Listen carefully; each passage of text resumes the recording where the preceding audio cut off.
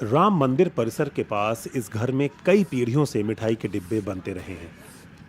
यहां से इन्हें मिठाई की दुकानों पर भेजा जाएगा, जहां इनमें प्रसाद खरीदा और चढ़ाया जाएगा।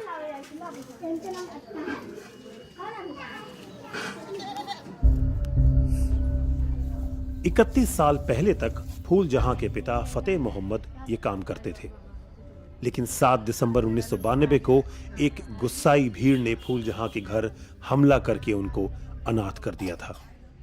जो हमारे अब्बू को शहीद किया, बाहरी लोग जो आए थे उन्होंने मारा।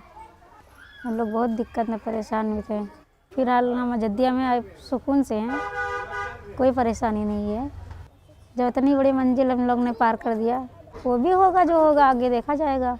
घबराहट रहेगा कि कभी कुछ हो ना जाए अयोध्या में, लेकिन तो अभी फिलहाल ठीक है। 1992 में अयोध्या की बाबरी मस्जिद को गिरा दिया गया था।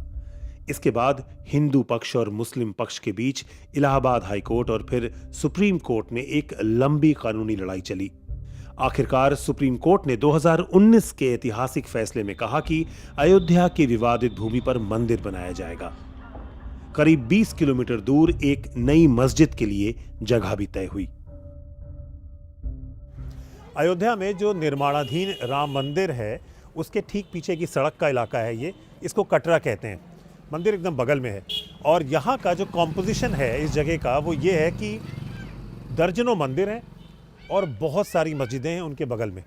और यहाँ पर जो लोग रहते हैं उसमें 2 हिंदू परिवार, 1 मुस्लिम परिवार, 2 मुस्लिम परिवार, 3 हिंदू परिवार, इस तरह से रहते आए। जब 1992 में यहाँ पर जो दंगे हुए, उसमें जान माल का नुकसान यहाँ पर भी लोगों को हुआ था।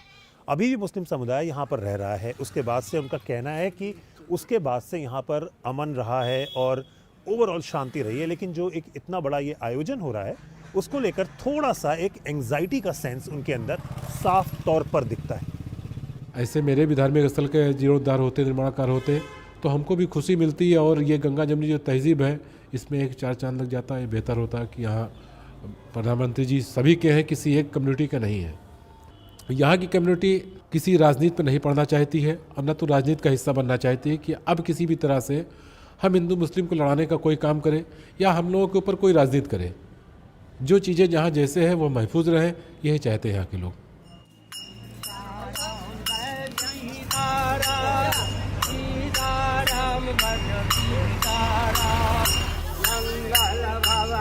मंगलहारी सीताराम बोलो सीताराम सीताराम। 2020 में राम मंदिर बनने की शुरुआत हुई थी और अब उसमें प्राण प्रतिष्ठा होने वाली है।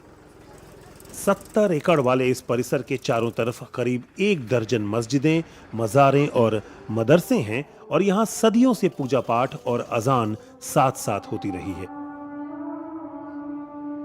अयोध्या और फैजाबाद को ट्विन सिटीज के नाम से जाना जाता है।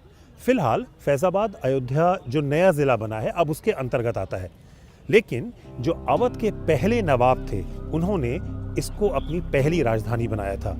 इसके बाद वो लोग अपनी राजधानी यहाँ से लेकर लखनऊ चले गए और उनके साथ उनके काम करने वाले तमाम हिंदू मुसलमान सब यहाँ से शिफ्ट किए। लेकिन एक सब्सटैंशियल पॉपुलेशन थी इन दोनों मजहब के लोगों की जो यहाँ रह गई। उनकी सक्सेसिव जनरेशंस आज भी यहाँ चारों तरफ हैं और एक साथ रहती हैं।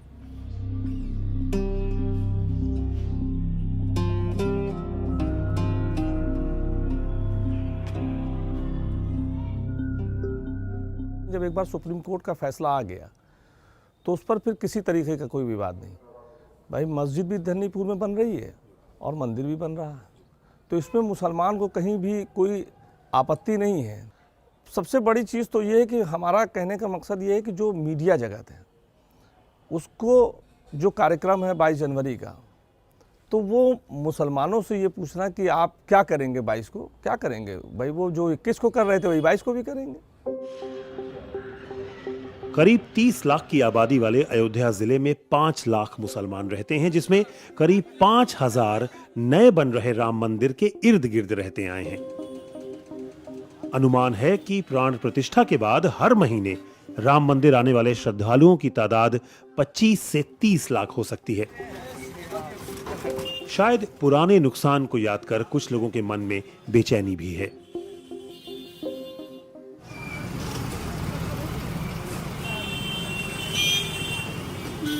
अभी ये बात 8-10 दिन पहले जो है टाटसा मस्जिद में कुछ लोग आए थे अयोध्या से, ये बताने के लिए कि भाई हम लोग घर छोड़ के जा रहे हैं, क्योंकि बड़ी भीड़ होगी।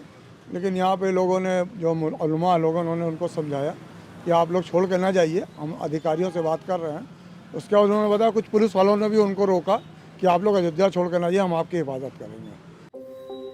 प्रशासन और सरकार ने इस बात पर जोर दिया है कि इस भव्य आयोजन और उसके बाद की सुरक्षा के लिए इंतजाम पूरे हैं और किसी को घबराने की जरूरत नहीं है।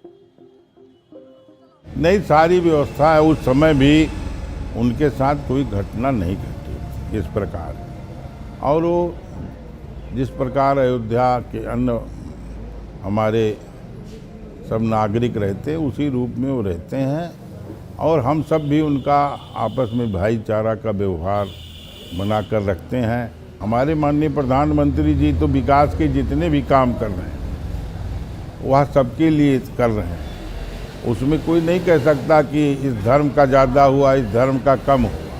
हमारे संगठन ने कभी हमसे नहीं कहा कि किसी से दूरी बना कर रखिए, क्योंकि ये सब भारत के नागरिक हैं। पर हकीकत यह भी है कि 1992 में जिनका सब कुछ उजड़ गया था वो आज भी उसे भुला नहीं सके हैं। 95 घटने में हम लोग सब उसी में हमें बड़े बाप को मार डाला था, बड़े बाप के बेटे मार डाला था, 3 जाने गई थी। उसी में हम खौफ सवार थे, डरे हुए हैं, सहमे हुए हैं। उसके बाद से तो कभी यहाँ दंगे नहीं हुए? नहीं, कोई नहीं, बहुत सही चल रहा है काम, और अल्लाह पाक शुक्र है कि ऐसा कोई ऐसी बात नहीं। प्राण प्रतिष्ठा के बाद राम मंदिर को पूरी तरह तैयार होने में 2 साल तक लग सकते हैं। निर्माण कार्य 24 घंटे जारी है, भक्तों का आना भी बढ़ रहा है। इस बीच निर्माणाधीन मंदिर के पास वो जिंदगियां भी चल रही हैं जो अच्छे या बुरे वक्त में इससे जुड़ी रही हैं और भविष्य की ओर उम्मीद से देख रही हैं। देवलिन रॉय के साथ नितिन श्रीवास्तव, BBC अयोध्या।